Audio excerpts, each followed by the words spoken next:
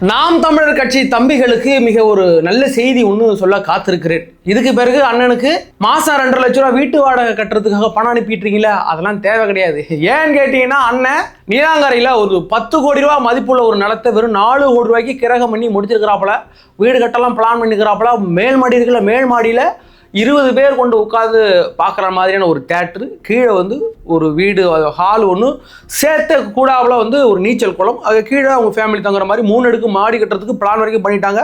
இப்போ கிரகம் பண்ணி முடிக்கப்பட்டிருக்கிறது. அதோட ஆதாரங்கள் வந்திருக்கு. தலைவனுக்கு ஏது 10 கோடி ரூபா பணம்? அதையே வேண்டாம், நானும் கேட்கிறேன். உனக்கெல்லாம் மானம் சூடு சொரணை ஈனம் எதுவுமே கிடையாதா? சரி, 10 கோடிக்கு வாங்கினா 10 கோடிக்கும் சேர்த்து நீங்கள் பில் பே பண்ண மாதிரி காமிக்க வேண்டியதுன்னு எதற்காக 4 கோடி ரூபா கம்மியாக காமிச்சிருக்கிறீங்க அப்படின்ற டீட்டெயிலாக நம்ம பார்க்க போகிறோம். அதற்கு பிறகு அருண் ஐபிஎஸ், லஞ்ச ஒழிப்புத்துடைய இணை இயக்குனராக இருந்த அருண் ஐபிஎஸ் தற்போது அதிரடியாக மாற்றம் செய்யப்பட்டிருக்கிறார். அவர் எதற்காக மாற்றம் செய்தார்கள் அப்படிங்கிறத பார்க்க போகிறோம். அதற்கு பிறகு தலைவர் விஜய் அவர்கள் பெரம்பூரில் மிகப்பெரிய வாத்தி ரைடு ஒன்று விட்டுக்கிறாப்பல, அதெல்லாம் பார்த்துருப்பீங்க. கியூட்டான வீடியோலாம் வந்திருக்கு அப்படின்னு நிறைய பேர் ஷேர் பண்ணியிருந்தீங்க. உண்மையிலேயே மகிழ்ச்சியாக இருந்தது. ஒரு 1013 கோடி ரூபா மதிப்பிலான நலத்திட்டங்கள் அங்கே ஒரு 50 திட்டங்களை அங்கே கொண்டு போகிறாங்க. ஒரு தொகுதிக்கு மட்டும் 1000 கோடி ரூபா. சென்னையே பெரிய அளவில் சீரமைக்க போகிறார்கள் என்ற சென்னையில் நிறைய பிரச்சனைகள் இருக்குது அப்படிங்கிறது தெரியும். தற்பொழுது இப்போ பெரம்பூரில் தன்னுடைய சொந்த தொகுதிக்கு இவ்வளோ அமௌண்ட் ஒதுக்கியிருக்காரு அப்படிங்கிறது பெரிதும் பார்க்கப்படுகிறது. சரி, தலைவர் என்னென்னலாம் சம்பவம் பண்ணியிருக்காரு அப்படிங்கிறது விரிவாக பார்க்கலாம். வாங்க வீடியோக்குள்ள போகலாம். நான் உங்கள் ஏக்தாத்தா.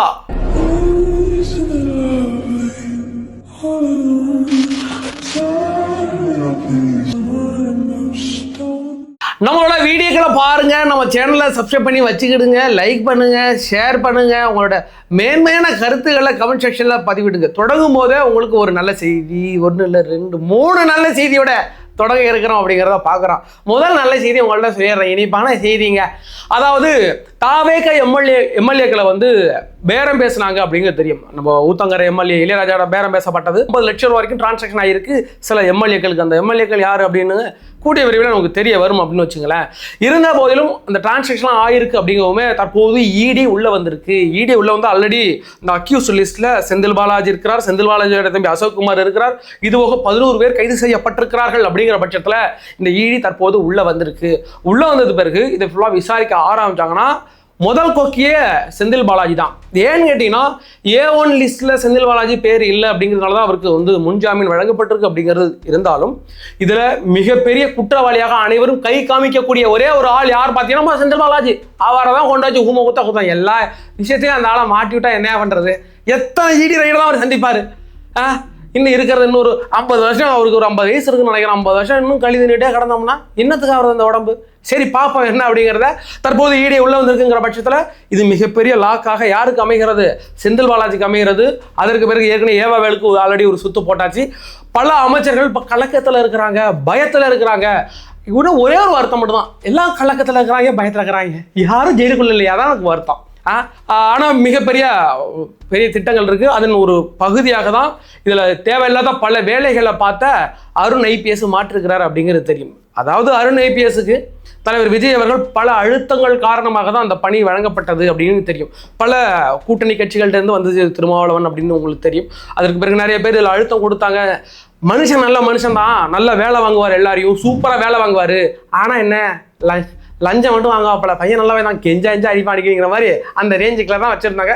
சரி, கொடுத்து பார்ப்போம் அப்படின்னு கொடுத்தார் தலைவர் விஜய் அவர்கள். பெரிய அளவில் எந்த பெர்ஃபார்மன்ஸ் கிடையாது. ஒவ்வொரு வாட்டியும் உள்ளே போயிட்டு ரைடு பண்ணுறதுக்கு முன்னாடியே அந்த அமைச்சர்களுக்கு தெரிஞ்சு போச்சு. சேகர் பாபு விட்ட ரைடு பண்ணுவதற்காக எல்லா திட்டங்களும் தீட்டப்பட்டது. அடுத்த நாள் காலையில் ரைடு.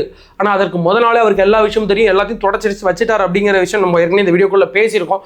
அதே மாதிரி பல அமைச்சர்கள் திடீர்னு எஸ்கேப் ஆகிட்டு போயிட்டுறாங்க. அவங்களாம் க்ளீன் பண்ணி வச்சிருக்காங்க. அதுக்கெல்லாம் எங்கே இருந்து கசியுதுன்னா, லஞ்ச ஒழிப்புத்துறையிலேருந்து சில ஆடுகள் இருக்குது, கசியுது அப்படின்னு தெரியும்.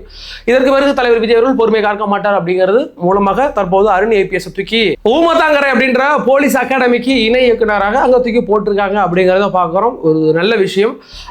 அருண் ஐபிஎஸ் போடும்போது நம்ம சொன்னோம், இது தவறானது. பல தாவேக்காவுடைய விர்ச்சுவல் வாரியர்ஸை கண்டறிஞ்சிருச்சாங்க. இதெல்லாம் சரியில்லை தலைவா, நம்ம அதாவது குளத்தூர் தொகுதியில் போயிட்டு நம்ம பிரச்சாரம் பண்ணும்போது எப்படியாவது அங்கே டெத்து விழுந்துருங்கிற லெவலுக்கு நம்மளே பயந்தோம். அந்த அளவுக்கு அதை நடத்தி நிகழ்த்தியது யான்னு கேட்டால் அந்த அருண் ஐபிஎஸ் தான். அவருக்கு கொண்டு அந்த பதவி கொடுத்துருக்கீங்க. பல பேரும் நம்ம பிள்ளைங்களே விட்டு கொடுத்துச்சு. எங்கள் ஆளு தாங்க வச்சு தன்னை குத்த போறாரு அப்படி இப்படின்னு. அதெல்லாம் கிடையாது. தற்பொழுது விஜய் அவர்கள் உணர்ந்திருப்பார் நினைக்கிற முதல்வர். தற்போது மாற்றப்பட்டது ஒரு நல்ல செய்தி. தற்போது திமுகவுடைய பெரிய பெரிய கைகளாக இன்னும் ஆட்சியை, அதாவது அதிகாரத்தில் இருந்த பல அதிகாரிகள் தற்போது மாற்றிருக்காங்க பட்சத்தில் இப்போ தூய்மையான ஒரு நிர்வாகம் நடப்பதற்கு இது ஒரு மிக முக்கிய பங்காற்றும் அப்படின்னு பார்க்குறோம். இன்னைக்கு அருண் ஐபிஎஸ் மாற்றப்பட்டதுக்கு பிறகு இன்னைக்கு பல பேருக்கு சந்தோஷம். அப்போ பெரியது எவ்வளவு உள்ள வந்து கட்டுப்பு வச்சுக்கிட்டு உட்காந்துருந்தா இன்னும் பல பேர் கொண்டாடி தீக்குறாங்க. நம்ம சவுக்கு சங்கர் ஆட்டம் வேற லெவல் ஆட்டமா இருக்குன்னு வச்சுக்கலாம். அவர் எங்கம்மா குடிச்சுட்டு ரூமுக்குள்ள டான்ஸ் ஆடுறாரு. நான் பசங்க நிறைய பேருக்கு மீன் போட்டுக்கிட்டு தானே, அப்பா என்ன பண்றாரு உள்ள ஆடினுக்கிறாப்பா அப்படின்னு. மனுஷன் உண்மையிலேயே ஆட்டம் ஆடிக்கிட்டு இன்ஸ்டாகிராம்ல வீடியோ போட்டுக்கிறாப்புல. அந்த ஆட்டம் குஜிலி பஸ் தான் சவுக்கு சங்கரா. அவரு ஒரு காரணம். அருண் ஐபிஎஸ் எவ்வளவு மோசமானவர்னு இந்த ஊர் உலகத்துக்கு தெரியறது அவரு ஒரு காரணம். சவுக்கு சங்கர் வந்து அவர் மாதிரி நாட்கள் வேணும். ஆட்சி தொடங்கும் போது சொன்ன சவுக்கு சங்கர், அதுக்கு பிறகு அறப்போர் இயக்கம் அதே மாதிரி நாட்கள் நமக்கு வேணும். அவங்க தான் எங்கெங்க ஊழல் நடக்குங்கிறத உங்கள்கிட்ட கொண்டாந்து சேர்ப்பாங்க அப்படின்னு சொன்னா, அதனால சவுக்கு சங்கர் நல்ல வரான்னு கேட்டால் எனக்கு அந்த மாதிரியானதெல்லாம் கிடையாது. அவர் என்ன விஷயங்கள் நல்ல விஷயங்கள் அதை மட்டும் எடுத்துக்கிறோம். கொஞ்ச நாளைக்கு முன்னாடி இப்போ இந்த தூத்துக்குடி ஸ்டெர்லைட் போராட்டங்கள்ல போது அவர் போட்ட வீடியோக்குள்ள ஃபர்ஸ்ட் அப்போ ஒரு வீடியோ ஒன்று போட்டிருந்தார். அந்த மக்கள் எவ்வளோ பாதிக்கப்பட்டிருக்காங்க, மக்களுக்காக நிற்கணும், மக்கள் பக்கம் தான் நிற்கணும், 13 பேரை சுட்டு கொண்டுட்டாங்க, இது மோசம் ஆகும்னு பேசின சவுக்கு சங்கர் 2 நாளைக்கு முன்னாடி ஸ்டெர்லைட்னால வந்து இது வெளிநாட்டு சதியினால தான் இப்போ வந்து அந்த ஸ்டெர்லைட் மூடப்பட்டிருக்கு, அதனால இந்த நாடே பாதிக்குது, அது பாதிக்குதுன்னு புதுசாக உருட்டு எடுக்கிறார். அன்னைக்கு ஒரு உருட்டு இன்னைக்கு ஒரு உருட்டு. அது மாதிரிலாம் நம்ம ஏற்றுக்கோமா? ஒரு 13 பேர் உயிரிழந்திருக்காங்க. இந்த ஊர் மக்கள் எதுக்குறாங்க? அப்புறம் நீங்க எங்க ஸ்டெர்லைட் ஆக்சிஜனை வந்து தயாரிச்சு இன்னொன்று அங்கே அந்த ஊரில் பிளான்ட் ஸ்டார்ட் ஆச்சுன்னா பாதிக்கப்படும் போது ஃபர்ஸ்ட் தூத்துக்குடி மக்களோட ரெப்ரஸன்டேட்டிவ் தான் கனிமொழி. ஆனால் அவங்க திமுக ரெப்ரஸன்டேட்டிவ் கூட தானே. ஏன் அதை வந்து கனிமொழின்றவங்களை தனியாக பார்க்குறீங்க? இல்லை அதான் கேட்குறேன். என்ன அப்போ they're all bought by வேதாந்தாவா? ஏற்றுக்க மாட்டோம். அந்த ஸ்டெர்லைட் போராட்டத்தின் மூலம் அன்னைக்கு 13 பேர் இறந்து போனாங்க. அந்த ஸ்டெர்லைட் அப்படிங்கிறது அந்த மக்களுக்கு பாதிப்பு ஏற்படுது. நாட்டுக்கு 1000 நல்லது இருக்குயா, அந்த ஊர் மக்கள் பாதிக்கப்படுறாங்க. அந்த ஸ்டெர்லைட்னால அந்த தூத்துக்குடியில் உள்ள கிராமங்கள் பாதிக்கப்படுது. அதனால அவங்களுக்கு 10 பைசா பிரயோஜனம் கிடையாது. ஏன்னா ஒரு 2000 பேர் வேலை பார்ப்பாங்க. அன்னைக்கு 2000 பேர் வேற இடத்துல வேலை பார்த்துட்டு இருக்க போறாங்க. ஆனால் அந்த ஊர் பாதிப்பு அடைஞ்சது இல்லை, அதை மட்டும் தான் பார்க்கணும். அது வெளிநாட்டு சதி உள்நாட்டு சதி சவுக்கு சங்கர் மாதிரி நம்மளால் உருட்டிட்டு இருக்க முடியாதுங்களே. அதுக்கு வந்து போது பாருங்க. அதற்கு பிறகு என்ன பார்க்க போறோம்னா, நம்மளுடைய சீமான் அவர்களுடைய ஒரு 10 கோடி ரூபாய்க்கு ஒரு இடம் வாங்கியிருக்கிறார். எங்க வாங்கியிருக்கிறார், எதற்காக வந்து 10 கோடி ரூபாய் மதிப்புள்ள ஒரு சொத்தை வெறும் 4 கோடி ரூபாய்க்கு வாங்கியிருக்கிறாங்கிற மேட்டர் நம்ம ஃபர்ஸ்டே பார்த்துருவோம். அதுதான் ஃபர்ஸ்ட். அவர் ஏன் வாங்கினார், இதுக்கு வாங்கினார், யார் பேர்ல வாங்கினார், பினாமி பேர்ல வாங்கியிருக்காங்கிற மேட்டர் தனியா. எதற்காக 10 கோடி ரூபாய் மதிப்புள்ள ஒரு நிலத்தை 4 கோடி ரூபா தான் 4 கோடி ரூபாய்க்கு தான் வாங்கியிருக்குன்னு கம்மியா காமிக்கிறதுக்கு என்ன காரணம் அப்படின்னு பாத்தீங்கன்னா, இப்ப இந்த சார் பதிவாளர் அலுவலகத்துல நீங்க ஒரு இடம் வாங்குறீங்க. சீமான இடம் வாங்கியிருக்காரு, 10 கோடி ரூபாய்க்கு இடம் வாங்கியிருக்காரு வாங்கலாம். இதை நான் 10 கோடி ரூபாய்க்கு வாங்கியிருக்கேன் அப்படின்ட்டு நீங்க அங்க ரிஜிஸ்டர் பண்ணும்போது அந்த பத்திரத்தாள் இருக்குல்ல, இந்த முத்திரைத்தாள் சொல்லுவாங்கல்ல, இந்த பதிவு பண்றது, அதற்கு பிளஸ் நீங்க பதிவு பண்றதுக்குன்னு நீங்க வாங்கின அமௌண்ட்ல இருந்து 9% நீங்க கவர்மெண்ட்டுக்கு கட்டணும். அதை குறைக்கிறதுக்காக இப்போ 10 கோடி ரூபாயில 9% அப்படிங்கிறது 90 லட்சம் ரூபா கட்டணும் கவர்மெண்ட்டுக்கு. இப்போ அந்த 10 கோடி ரூபாய் நிலத்தை நான் 4 கோடி ரூபாய்க்கு தாங்க வாங்கியிருக்கேன் அப்படின்னு நம்ம சீமானெல்லாம் இப்போ ரெஜிஸ்டர் பண்ணிட்டாரு வைங்களேன். அதில் 9% அப்படிங்கிறது வெறும் 36 லட்சம் தான். இதில் ஒரு 54 லட்சம் கம்மியாயிடுது. அப்படிங்கிறதுனால இந்த கவர்மெண்ட்டை ஏமாத்துறதுக்காக 10 கோடி ரூபா மதிப்புள்ள ஒரு இடத்த 4 கோடி ரூபாய்க்கு தான் நான் வாங்கியிருக்கேன்னு இப்போ ரெஜிஸ்டர் பண்ணி வச்சுட்டாரு அப்படிங்கிறது தெரியும். இது யார் பேரில் வாங்கினாரு, எதுக்காக வாங்கினாரு, எதுக்காகனா வீடு கட்ட வாங்கியிருக்கிறாரு. இது பெரிய அதிர்ஷ்டம். யாரா எப்படி பினாமி பேர்ல வாங்கியிருக்காரு அப்படிங்கிறத பார்க்க போறோம். இப்போ இந்த இடம் எங்க அமைஞ்சிருக்குன்னு பார்ப்போம். நீலாங்கரையில, அதாவது அண்ணன் சீமான் குடியிருக்கிறார்ல, அந்த வீட்டுக்கு பக்கத்துலேயே தான் அந்த இடம் இருக்கு. இப்போ பார்த்தீங்கன்னா கதவு எண் 2/530 அந்த கேட் நம்பரு, சந்தீப் ரோடு 2வது குறுக்கு தெரு, சத்தியமன் நகர், நீலாங்கரை, சென்னை 6,115,000. அதுதான் அந்த உடைய அட்ரஸ். அது யார் பேர்ல இருந்துச்சு, யார்கிட்டேருந்து வாங்கியிருக்காங்க அப்படிங்கிறத பார்க்கணும். அதாவது அந்த நிலத்தோட உரிமையாளர் பார்த்தீங்கன்னா ராதாகிருஷ்ணன், ராதாகிருஷ்ணன். அவர் இப்போ எங்க இருக்கிறாருன்னா அமெரிக்காவில் இருக்கிறாப்புல. இப்போ இங்கே வர முடியாது. இப்போ இந்த இடத்த வித்தாகணும். அவர் என்ன பண்ணுறான், அப்போ என்ன பண்ணலாம்னா பவர் ஆஃப் அட்டானி அப்படின்ட்டு ஒரு நபர் நியமிப்பாங்க. இப்போ வந்து சொத்து என்னோடது, நான் அமெரிக்காவில் இருக்கிறாங்களே, நான் ஊரில் வந்து விற்க முடியாது. அப்போ என்னுடைய ஃப்ரெண்ட் ஒருத்தர் இருப்பார், அவர் நீ விற்றுக்கோ, வித்துட்டு என்கிட்ட காசை மடு கொடு, உனக்கு அந்த அதிகாரத்தை கொடுக்குற அப்படிங்கிறதுக்கு பேர் தான் பவர் ஆஃப் அட்டானி. அது அவருடைய சொத்து கிடையாது, ஆனால் அவர் நிர்வகித்து விற்றுக்கலாம். அப்படி யாருக்கு வித்தாங்க, ஐ மீன் இந்த பவர் ஆஃப் அட்டானி கொடுத்தாரு அப்படின்ற ராதாகிருஷ்ணன் அப்படின்னு பார்த்தீங்கன்னா, நாம் தமிழர் கட்சியுடைய வழக்கறிஞர் பாசறை செயலாளராக இருக்கக்கூடிய ரூபன் செல்வராஜ் அப்படின்ற நாம் தமிழர் கட்சியுடைய பாசறை செயலாளருக்கு கொடுத்துருக்கிறார், பவர் ஆஃப் அட்டானி. அவர் யாருக்கிட்ட வித்திருக்காருன்னா கடலூரை சார்ந்த சுல்தான் அப்படின்ற நபருக்கு வித்ததாக கணக்கு மாற்றப்பட்டது, ரிஜிஸ்டர் செய்யப்பட்டிருக்கு. நீலாங்கரையில் உள்ள அந்த சார் பதிவாளர் அலுவலகத்தில் ரிஜிஸ்டர் பண்ணியாச்சு. இந்த சொத்து யாருடைய சொத்து? ராதாகிருஷ்ணனுடைய சொத்து. யார் வாங்கியிருக்கிறா? சுல்தான் என்ற யாராவது ஒரு நபர் வாங்கியிருக்கிறார் அப்படின்னு நீங்க நினைப்பீங்க. அப்படி கிடையாது.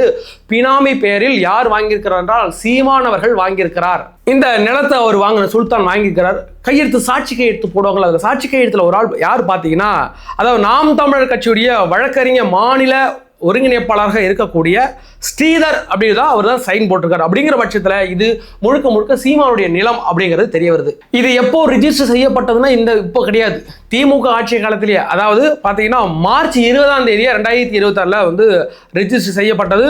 இதோடைய ஆவணம் ஏன் அவங்க ரிஜிஸ்டர் பண்ணது 2843/2026 அப்படின்ற சார்பதி நீலாங்கரை உள்ள அலுவலகத்தில் தான் பதியப்பட்டிருக்கு. நீங்கள் வேணா போயிட்டு பார்க்கலாம், நாங்களும் பக்கத்தில் போடுறோம். அப்படிங்கிற பட்சத்தில் சீமான் அவர்களுக்கு 10 கோடி ரூபா பணம் எங்கிருந்து வந்தது அப்படின்றக்கு நான் என்ன சொல்லிட்டு இருக்கேன்னா, மாதம் 10 லட்ச ரூபா உங்களுக்கு செலவாகிட்டு இருக்கு வீட்டு செலவு. அதுக்கே நீங்கள் என்ன வேலை பார்க்குறீங்கன்னு யாருக்கும் சொல்லலை, யாருக்கும் தெரியாது. என்ன வேலை பார்க்குறீங்க யாருக்குமே தெரியாது. ஆனால் நீங்கள் மாதம் 10 லட்ச ரூபா செலவு பண்ணிட்டு இருக்கீங்க. அப்படிங்கிற பட்சத்தில் உங்களுக்கு இப்போ தான் கொஞ்ச நாளைக்கு முன்னாடி ஒரு மெர்சிடிஸ் பென்ஸ் கார் 1.5 கோடி ரூபா மதிப்புள்ள மெர்சிடிஸ் பென்ஸ் காரை மதுரையில் உள்ள கார்த்தி அப்படின்ற ஒரு நபருடைய பினாமி பேரில் வாங்கி நீங்கள் ஓட்டிக்கிட்டு இருக்கிறீங்க. அதுக்கு ஏது காசு நீங்கள் யாருக்கும் தெரியாது. ஆனால் தற்போது 10 கோடி ரூபாய்க்கு ஒரு இடம் வாங்கியிருக்கிறார். அப்படிங்கிற பட்சத்தில் இந்த காசு யாருடைய காசாக இருக்கும்? ஒருவேளை திமுகவுடைய காசாக இருக்கும். திமுக வாங்கிட போகிறோம் அப்படின்ற கேள்வி. ஏன்டா இன்னைக்கு வந்து மு.க. ஸ்டாலின் அவர்களும் திமுக நாம் தமிழர் கட்சியும் பிணைந்து கொண்டிருக்கிறார்கள், நெகமும் சதையும் போல வாழ்ந்து கொண்டிருக்கிறார்கள். அப்படிங்கிறது தெரிகிற பட்சத்தில் 10 கோடி ரூபா பணம் எதுன்னு நான் கேட்க தேவையில்லை, நீங்கள் கேட்க தேவையில்லை. நாம் தமிழர் கட்சியுடைய தம்பிகள் கொஞ்ச நாள் சூடு சொரணம் இருந்தால் கேளுங்க, அண்ணன் உனக்கு எங்கே இருந்தானே பணம் வருது, நாங்கள் கொடுக்குறேன், நாங்களாம் கொடுக்குறோமே, மாதம் கொடுக்குறோமே, அந்த பணத்தில் இடத்துல வாங்கி சொல்லி தொலை அப்படின்னு அவர்கிட்ட கேளுங்க. சாதாரண தம்பிகளுடைய கேள்வியாக, என் அண்ணன் ஏழ்மையான அண்ணன் எங்கேயோ ஒரு ஊர்லேருந்து வந்து கிடக்கிறாப்பல. இப்போ பார்த்தீங்கன்னா அவருடைய சொந்த ஊரான ராமநாதபுரத்தில் அவருடைய தாயாரும் சீமானுடைய தம்பியும் ஒவ்வொரு இடமா இடம் பார்த்துக்கிட்டு இருக்காங்களாம். பெரிய அளவில் விவசாய நிலம் வாங்கி போடணும், நான் பெரிய விவசாயம் ஆக போகிறேன்னு பெரிய அளவில் இடம் தேடிக்கிட்டு இருக்கிறாங்க. அவங்களுக்கு அங்கே எங்கேருந்து வந்துச்சு அந்த பணம் சொத்து அப்படிங்கிறது இங்கே யாருக்குமே எதுவும் தெரியாதியா? ஒன்னு சொல்கிறாங்க, மக்கள் எல்லாம் விழிப்பாக இருக்கிறார்கள், உங்களுடைய நடவடிக்கைகளை பார்த்துக்கிட்டே இருக்கிறாங்க. எங்கள் எல்லாருக்கும் தெரியும் நீங்கள் என்ன பண்ணிக்கிட்டு இருக்கீங்கன்ட்டு. இதற்கு பிறகாவது நாம் தமிழர் கட்சி தம்பிகள் வெளியில் வந்து கேள்வி கேளுங்க. சாட்டை முறை இதுக்காக ஒரு வீடியோ போடுங்க. இது எங்கள் இடமே கிடையாது, இதுவே கிடையாது, சும்மா சொல்றீங்களேடா படிவாவே பயல்வேல வந்துட்டு நாளைக்கு கத்தி வீடியோ போடுவார்னு வச்சுங்களேன். அப்படி வீடியோவில் அவர் என்ன சொல்ல போகிறாரு நம்ம பார்ப்போம். அதற்கு பிறகு பார்த்தீங்கன்னா தலைவர் விஜய் அவர்கள் நேற்று பெரம்பூர் போகியிருந்தார் அப்படிங்கிறத பார்க்குறோம். பெரம்பூரில் தலைவர் வேற மாதிரியான ஒரு வார்த்தை ரைடே விட்டுக்கிறாப்பல. இந்த டெப்போ போனது, பணிமனைகளுக்கு போனது, அதாவது புதிதாக தொடங்கப்பட்டிருக்க பஸ்ஸுகளுக்கான அந்த டெப்போவுக்கு போய் நேற்று அங்கே ரைடு பண்ணதாக இருக்கட்டும், ஆய்வு செஞ்சதாக இருக்கட்டும். அதற்கு பிறகு அவருடைய கட்சி அலுவலகத்தை ஓப்பன் பண்ணார். இதுவரையிலும் இந்த பெரம்பலூரில் கிட்டத்தட்ட ஒரு 1013 கோடி ரூபாய்க்குள்ள உள்ள நலத்திட்டங்கள் 50 திட்டங்களை தலைவர் விஜய் அவர்கள் அந்த ஏரியாவுக்கு மட்டுமே செய்ய போகிறார் அப்படிங்கிறத பார்க்குறோம். அதற்கு பிறகு இந்த பெரம்பூரில் உள்ள அந்த மக்கள் உங்களுக்கு எதுவும் பிரச்சனை அப்படின்னா, இப்போ தலைவர் விஜய் அவர்கள் வந்து இப்போ முதலமைச்சராக இருக்கிறார், அந்த இடங்கள் எல்லா இடங்களும் போக முடியாது, அதற்கு ஒரு ஆள் நியமிச்சிருப்பாங்க. இருந்தாலும் அங்குள்ள மக்களுடைய குறைகளை கேட்டறிவதற்காக அவர் ஒரு வெப்சைட் ஒன்று தொடங்கியிருக்கிறார். அந்த வெப்சைட் மூலம் நீங்கள் நேரடியாக அதில் வந்து கம்ப்ளைண்ட் பண்ணலாம். இப்போ அந்த வெப்சைட்டை நீங்கள் தொட்டாலே போதும், tvkcm.com அப்படின்ற வெப்சைட்டை நீங்கள் தொட்டாலே போதும், கீழே போயிட்டு கம்ப்ளைண்ட் கேட்கும். கம்ப்ளைண்ட்டுக்கு பிறகு நீங்கள் என்ன கம்ப்ளைண்ட் கொடுக்க போறீங்க, அந்த டேட் வைஸ் எல்லாமே அதில் ரிஜிஸ்டர் ஆகும். அது நேரடியாக தலைவர் விஜயுடைய கவனத்துக்கே போகும்.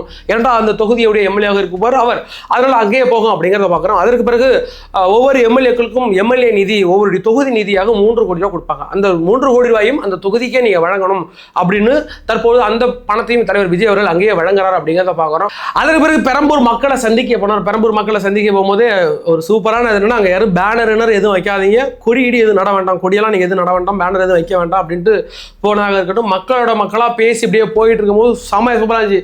தலைவர் எந்த மூடில் எப்போ எந்த மூடில் இருக்கிறாப்லே தெரியல.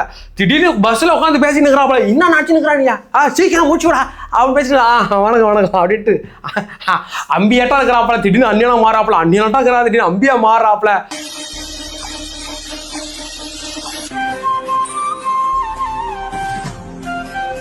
ஒரு முதலமைச்சருக்கு உள்ள அந்த ஒரு ஆணவம் இருக்குல்ல, எல்லா முதலமைச்சருக்கும் நான் முதலமைச்சர் அப்படிங்கும்போது ஒரு ஆணவத்தோட போவாங்க. இந்த மனுஷன் அப்பெல்லாம் பார்த்துட்டு அவன்ட்டு செம்ம ஜாலியாக போகிறாரு. பல பெண்களை வந்து அண்ணன் எனக்கு ஒன்றும் புரியல. அவர் சிஎம் ஆகிட்டாப்லையா? எனக்கு தெரிஞ்சு இந்தியாவிலேயே ஒரு சிஎம் அண்ணன் கூப்பிட்றது நான் இங்கே தான் பார்க்குறேன்.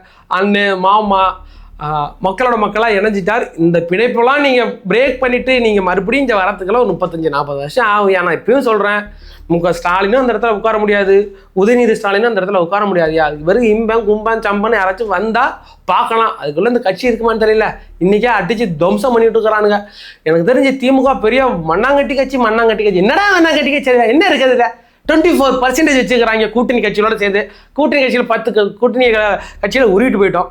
18% 12% இருக்க போகுது. நாம் தமிழர்களோட போட்டி போட போகிறாங்க அடுத்த வாட்டி. இவனை கொண்டாந்துட்டு பெரிய கட்சின்னு நிலைநிறுத்துறதே தலைவர் விஜய் அவர்கள் தான். நீ சாதாரண ஆள் கிடையாது, நீ பெரிய தீய சக்தி அப்படின்னு போட்டு அடிச்சுக்கிறாப்பலாம் வச்சுக்கலாம். அதற்கு பிறகு தலைவர் விஜய் அவர்கள் இன்னைக்கு வந்து சுகாதாரத்துறையில் ஒரு 2113 பணியாளர்களுக்கு நேரடியாக பணி நியமனம் இன்னைக்கு வழங்கி இருக்கிறார் அப்படிங்கிறத பார்க்குறோம். அதில் வந்து பார்த்தீங்கன்னா ஒரு உதவி மருத்துவர்கள், அதற்கு பிறகு சுகாதாரத்துறை அதிகாரிகள், அதுக்கு பிறகு லேப் அசிஸ்டன்ட் அப்படின்ட்டு ஒரு 2113 பேருக்கு இன்னைக்கு பணியாணை வழங்கியிருக்கிறார் அப்படிங்கிறத பார்க்குறோம். சிறப்பு இன்னைக்கு ஆளு டகராகராப்பல இப்படிங்கிறாப்பல ஒரு சிறப்பு திறனாளி ஒருவரை வந்து நேரடியாக போயிட்டு கீழே இறங்கி அந்த சிறப்பு திறனாளிக்கு அந்த பணியாணை கொடுத்ததாக இருக்கட்டும். அதற்கு பிறகு ஒவ்வொருத்தவங்களும் வந்துட்டு மாணவர்களாக அப்படியே மனசை உட்காந்துருந்தாப்பல நல்லா இருந்துச்சு. நல்ல ஒரு அரசியல் மாற்றம் போயிட்டு இருக்கு. நாமெல்லாம் எதிர்பார்த்த நல்ல அரசியல் நடந்துகிட்டு இருக்கு அப்படிங்கும் போது ரொம்ப சந்தோஷமா இருக்கு. எல்லா இடங்களிலும் ஊழல் குறைந்திருக்கு, எந்த இடத்துல போனாலும் ஊழல் இல்லை அப்படின்ற விஷயங்கள்லாம் காதுக்கு வரும்போது இதைத்தானே எதிர்பார்த்து காத்து கிடந்தோம். இப்படி ஒரு மனுஷன் சிஎம் வந்து மக்களிடத்துல மக்களோட மக்களா பழகிறது, இதெல்லாம் புதுசா இருக்கு. இதைத்தான் மக்கள் எதிர்பார்த்து கொண்டுதான் அது நடந்திருக்கு. அப்படிங்கிறதுனால கவலையே பட வேண்டாம். இன்னும் 25-30 வருஷத்துக்கு தலைவன் தான் அங்கே இருப்பாப்பல. உங்களோட புள்ள குட்டியெல்லாம் போய் வயசான காலம் வரைக்கும் நம்ம தான் இருக்க போறாப்பல. அதற்கு பிறகு ஒரு அடிஷனலாக ஒரு மேட்டர், ஒரு சந்தோஷமான ஒரு செய்தி. 100 கோடி ரூபாய் ஊழல் செஞ்ச அரசுகுமார் என்ற திமுக நிர்வாகி கைது செய்யப்பட்டிருந்தார் அப்படிங்கிறது தெரியும். அது என்ன வந்து தனியார் பள்ளிகளுக்கு நாங்கள் வந்து உங்களுக்கு லைசன்ஸ் வாங்கி தரேன் அப்படின்ட்டு மொத்தம் ஒரு 59 பள்ளிகள் கம்ப்ளைண்ட் கொடுத்துருந்தாங்க. ஒட்டு மொத்தமாக 100 கோடி ரூபாய் இவர் மூலமாக மட்டுமே டிரான்ஸ்ஃபர் ஆகிட்டு இருக்கு. அதுபோக 1500 கோடி ரூபாய் பள்ளிக்கல்வித்துறையில் ஊழல் நடந்திருக்கு அப்படிங்கிற விஷயம் ஏற்கனவே வந்துருந்துச்சு. அப்படிங்கிற பட்சத்தில் இந்த அரசகுமாருக்கு தற்போது குண்டா சட்டம் பாய்ந்திருக்கிறது அப்படிங்கிறத பார்க்குறோம். பயம் எல்லாருக்கும் இதுக்கு பிறகுதான் பயம் தொத்திக்கும். சின்ன நீங்கள் ஊழல் பண்ணினவங்க கூட இன்னைக்கு பயந்துகிட்டு இருக்கிறாங்கன்னா அதுக்கு காரணம் இதுதான். குண்டா சட்டம் போட்டுருக்காங்க. குண்டா சட்டம் அப்படிங்கிறது நமக்கு தெரியும், மிகவும் ஆபத்தான. இவன் வெளியில இருந்தால் கண்டிப்பாக ஆபத்துங்க. 1 வருஷத்துக்கு வெளில வரப்படாதுங்க, 1 வருஷத்துக்கு பெயிலே கிடையாதுங்க அப்படிங்கிறது மட்டும் குண்டாசு. ஆனால் இந்த குண்டாஸ் அப்படி சரியாக தவறாங்க. இவர் மழை குண்டாஸுக்கு மேலே ஒன்று இருந்தாலும் தூக்கி போடுங்க. 1 ரூபா 2 ரூபாயில் 100 கோடி ரூபா ஊழல் செய்திருக்கிறார். இவர் மூலம் மட்டுமே டிரான்சாக்ஷன் ஆகிருக்கு. அப்போ வேற மொத்தம் எங்கெங்கெல்லாம் டிரான்சாக்ஷன் ஆகிருக்கு அப்படிங்கிற பட்சத்தில் இந்த ஆளை பிடிச்சா, இந்த அரசகுமார் பிடிச்சி இப்போ லாக் பண்ணி உள்ளே வச்சுட்டா, அதுக்கு பிறகு இந்த பணம் எங்கே பரிமாறப்பட்டதுன்னு இருக்குல்ல. ஏன்னா அந்த அரசகுமார்கிட்ட இருந்து 100 கோடி ரூபாய் எங்கே போணுச்சு? நேரடியாக அரசகுமார்ட்ட தான் போணுச்சா? இது பள்ளிக்கல்வித்துறை அமைச்சராக இருந்த அன்பில் மகேஷ்ட போயிருக்காதா? அதனுடைய செயலாளர்களுக்கு போயிருக்காதா? ஐஏஎஸ் ஆஃபீஸர்களுக்கு போயிருக்காதா? இது மாதிரி பெரிய அளவில் இந்த பணம் புழங்கப்பட்டிருக்கு. இந்த ஆட்சியில் ஊழல் செய்கிறவளை மட்டும் கிடையாது, போன ஆட்சியில் ஊழல் செய்கிறவளையும் நாங்கள் சும்மா விட மாட்டோம். நாங்கள் பணத்தை தொட மாட்டோம், தொட்டவனையும் விட மாட்டோம், இதற்கு முன்னாடி யார் தொட்டிருந்தாலும் அவங்களையும் விட மாட்டோம் அப்படிங்கிறது இது ஒரு எவிடன்ஸ்.